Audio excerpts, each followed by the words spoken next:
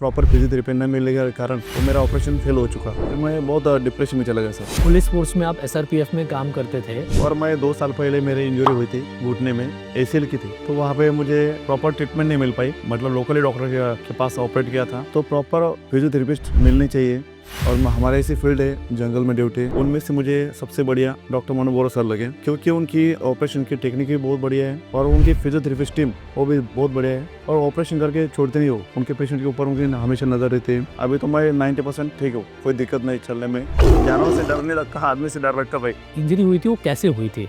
Special force commando training हो गया था पुणे में। तो ट्रेनिंग के दौरान वो मेरा घुटना ट्विस्ट हो गया तो मेरे लिगामेंट टूट गई है। मुझे भी फील हो रहा था कि मैं ठीक से चल नहीं पा रहा हूँ, दौड़ नहीं पा रहा हूँ, कैसे फिजियोथेरेपिस्ट का इंपॉर्टेंस पेशेंट के साथ जरूरी होता है? क्योंकि हर कोई डॉक्टर पैसे कमाने के पीछे लगा रहता है, लेकिन प्रॉपर जो एक्सपर्ट फिजियोथेरेपिस्ट है इनके गाइडलाइन में रहकर जो इम्प्रूवमेंट होता है आदमी की, वो सबसे बढ़िया रहती है। हेलो एवरीवन, वेलकम टू हमारे new episodes beyond the brace. आज हमारे गेस्ट है मिस्टर दीपक, जो महाराष्ट्र पुलिस फोर्स में एसआरपीएफ में काम करते हैं। मेरा नाम है doctor Viraj Pandya, I am a sports physiotherapist. Well, आज का जो एपिसोड है ना काफ़ी इंटरेस्टिंग होने वाला है, क्योंकि जो हमारे दोस्त है मिस्टर दीपक, जिन्होंने एसीएल सर्जरी के बाद उनकी क्या जर्नी रही है, वो बहुत ही इंटरेस्टिंग रही है, कॉम्प्लेक्स रही है। उन्होंने काफ़ी अप्स एंड डाउन देखे हैं, तो मैं उनका स्वागत करता हूँ। मिस्टर दीपक जी, आपका स्वागत है हमारे शो बियॉन्ड द ब्रेस में। वेल, बहुत ही सिंपल सी चीज़ है कि लोग आजकल बहुत सारी अलग-अलग चीज़ों से जूझ रहे हैं। तो जैसे कि एज़ अ पुलिस फ़ोर्स में आप एसआरपीएफ में काम करते थे। जी। सो आप अपने बारे में कुछ बताइए कि आपका काम कैसा है और आपने ये फर्स्ट टाइम आपको कैसे पता चला कि एसीएल इंजरी या फिर सर्जरी क्या सब चीज़ होता है? प्लीज़ हमारे व्यूअर्स को बताइए और उनका डिलेमा सॉल्व कीजिए कि एग्ज़ैक्टली क्या करना चाहिए? हाँ, थैंक यू सर। सबसे पहले मैं आपका शुक्रिया करना चाहता हूँ कि आपने मुझे मेरी बात रखने के लिए एक मौका दिया है। तो मेरा नाम दीपक गोंडे है, मैं धुलिया में हूँ, महाराष्ट्र पुलिस में, एसआरपीएफ में।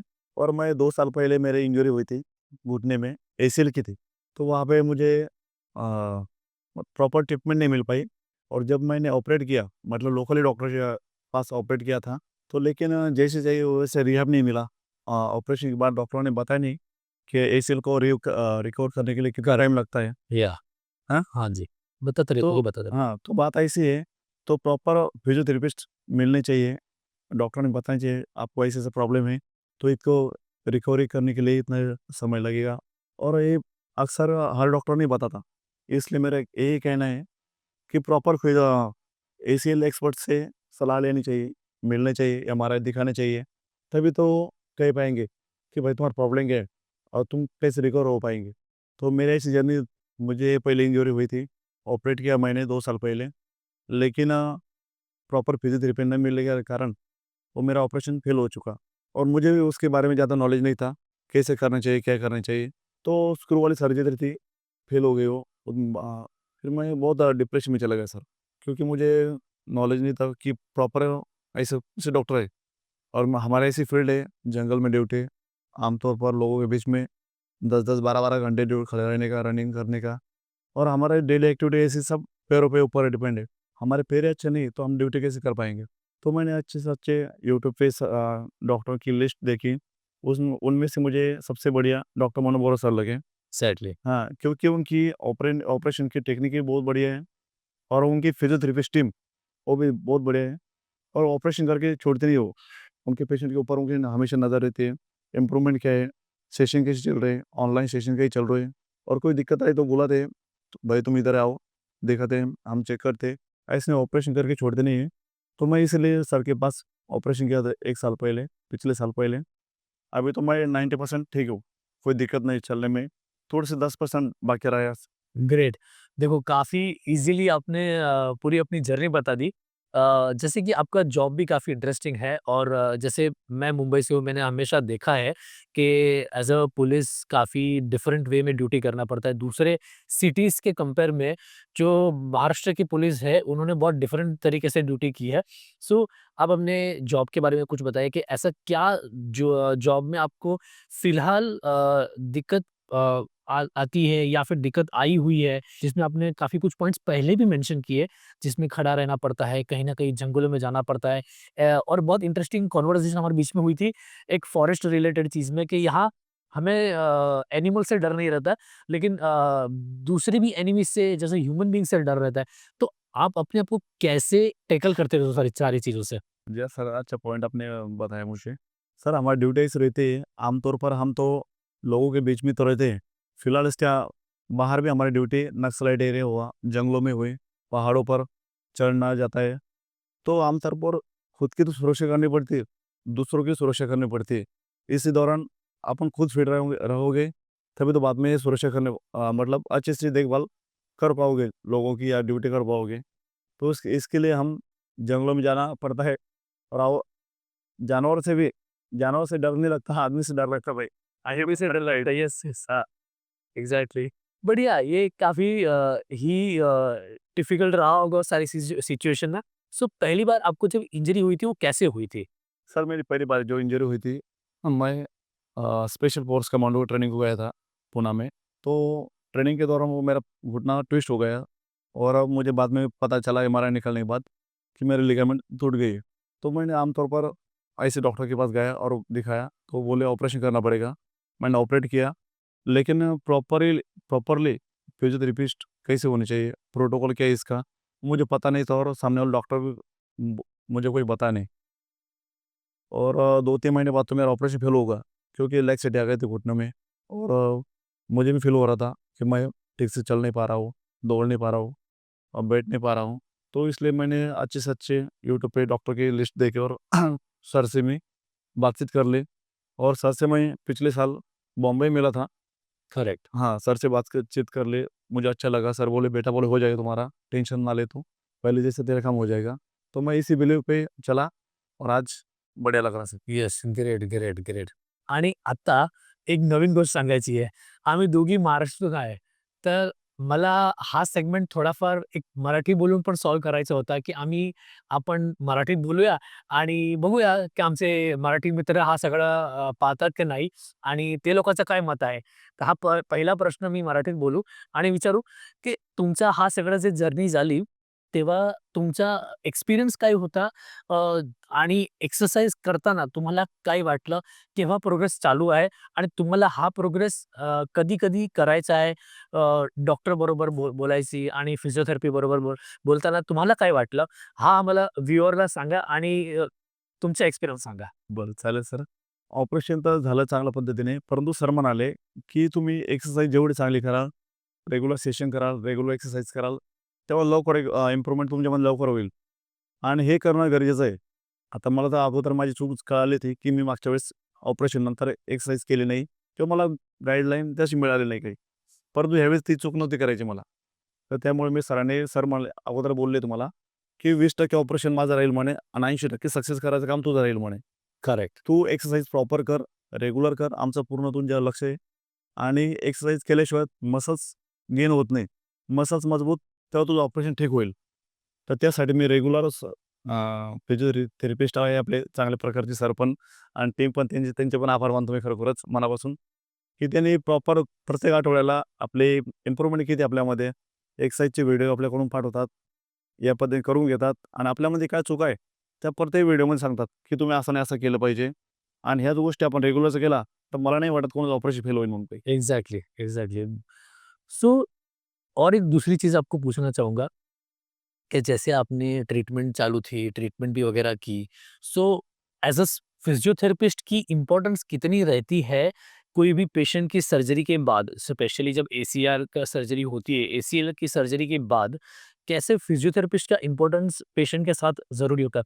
बहुत बार पेशेंट बोलते हैं हम खुद से एक्सरसाइज़ कर लेंगे, बहुत बार पेशेंट बोलते हैं कि डॉक्टर ने जो फॉलो बोला है वो कर लेंगे। लेकिन जब आप फिज़ियोथेरेपी सेशन लेते हो, तो एसीएल एक्सपर्ट फिज़ियोथेरेपी या नॉर्मल फिजियोथेरेपी को कंपेयर करते हो, तो आपको कौन-सी इम्पोर्टेंस कैसे लगती है? प्लस इसकी इम्पोर्टेंट कितनी है वो बताइए? सर सही बात बताई आपने। देखिए मैंने तो सर बोले थे मैं तो सेशन सेशन देखकर ही मैं यहाँ पे ऑपरेट किया। कैसे ऑपरेशन तो कोई भी डॉक्टर कर लेता है, लेकिन उसके बाद प्रॉपर फिजियोथेरेपी और सेशन कोई डॉक्टर की ज़िम्मेदारी नहीं लेता। क्योंकि हर कोई डॉक्टर पैसे कमाने के पीछे लगा रहता है, लेकिन पेशेंट अपना जब तक क्लियर नहीं हो पाता, तब तक उनके डॉक्टर का उनका ऊपर ख्याल रहना चाहिए। ये मैंने वीडियो के माध्यम से पहले से देखा था सर का, और टीम भी देखी थी। और उसके बाद जिन्होंने ऑपरेशन किए, एक ने ऐसे मैंने बहुत सारे पेशेंट देखे आपके यहाँ पे, तो सर और आपकी टीम उनके ऊपर प्रॉपर गाइडलाइन वीडियोज़ के माध्यम से या प्रैक्टिकली उनके तो ऊपर ख्याल रखते हैं, और ये बात मुझे अच्छी लगी। और ये मैं खुद के लिए भी बताना चाहता हूँ कि मेरे खुद के ऊपर भी मैडम ने बहुत सारे मतलब देखभाल की मेरी, मतलब डायरेक्ट एंड डायरेक्टली वीडियोज़ के माध्यम से मुझे बताया कि सर तुम्हारा इम्प्रूवमेंट ऐसे है, तुम ऐसे करो, ये मतलब ये करना चाहिए, आपने ये नहीं करना चाहिए, इंजरी बढ़ सकती है, रिकवर कैसे हो सकते हैं, इसके बारे में खुद को नहीं पता होता है।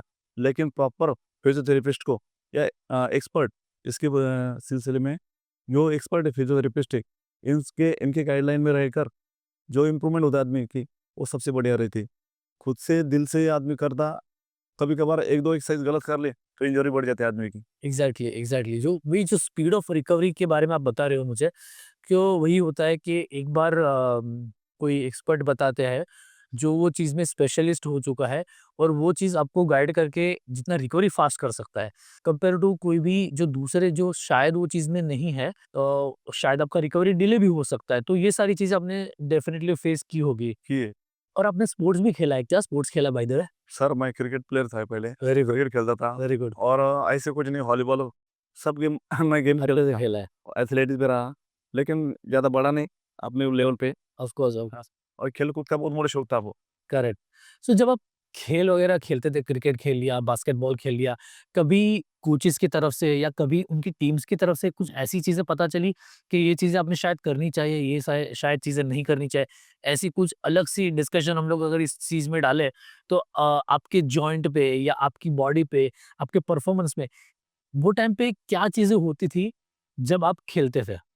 सर आमतौर पर कैसा है, जो कोच के गाइडलाइन पे खेलते अपन, तो प्रॉपरली खेलते, इन केस खुद के मन से खेलते तो इंजर होने के चांसेस ज़्यादा रहते।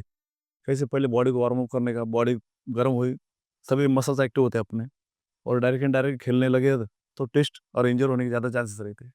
Exactly, exactly. So well, thank you so much mister Deepak, और इन्होंने काफ़ी कुछ इंटरेस्टिंग बातें हमें बताई, और बहुत सारी चीज़ें कि एज़ अ पेशेंट उन्होंने क्या फेस किया, एज़ अ मार्शल एसआरपीएफ में रह के उनकी ड्यूटी क्या रही, उनकी क्या जॉब्स रहे, कैसे-कैसे स्ट्रगल के साथ वो आगे बढ़े, प्लस उनकी जर्नी कैसे रही। सेकंड सर्जरी हुई, सर्जरी फेल हुई, उसके साथ डिप्रेशन के साथ फाइट किया, प्लस उन्होंने डॉक्टर को मिलके, फिजियोथेरेपिस्ट के मिलके बहुत ही अच्छे से, बहुत ही ब्यूटीफुली वो सिंक्रोनाइज़ेशन बना के अपने आप को बाहर निकाला। So it is very easy for anyone who is watching us कि जर्नी डिफ़िकल्ट नहीं होती, जर्नी हम अपने आप को डिफ़िकल्ट बना देते हैं। सो मिस्टर दीपक का I like wanted to thank कि उन्होंने वो चीज़ स्ट्रॉन्ग बन के ये चीज़ को अच्छा किया और अच्छे से बाहर निकले। So similarly guys, I will advise you कि इनको सुने, क्योंकि उन्होंने ये जर्नी देखी हुई है, और ये जर्नी अगर कहीं न कहीं आप फेस कर रहे हो, तो please come to us, talk to us and try to sort the solution out. So guys, जो भी हमारे व्यूअर्स ये देख रहे हो और जिसको भी एसीएल रिलेटेड कंडीशन हो, कोई भी जॉइंट रिलेटेड कंडीशन हो, तो हमसे जुड़िए, ये पॉडकास्ट देखिए।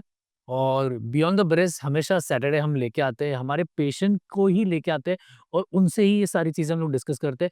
तो जैसे कि चीज़ें लोगों ने नोटिस की होगी कि सर्जरी करना, नहीं करना, वो भी कन्फ्यूज़न होता है।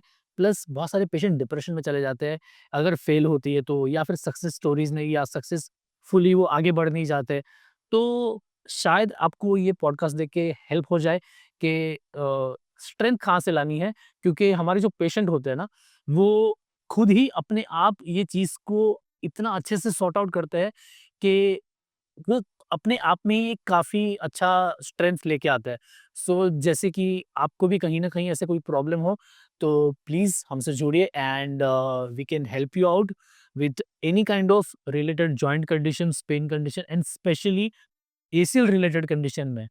Alright guys, thank you so much.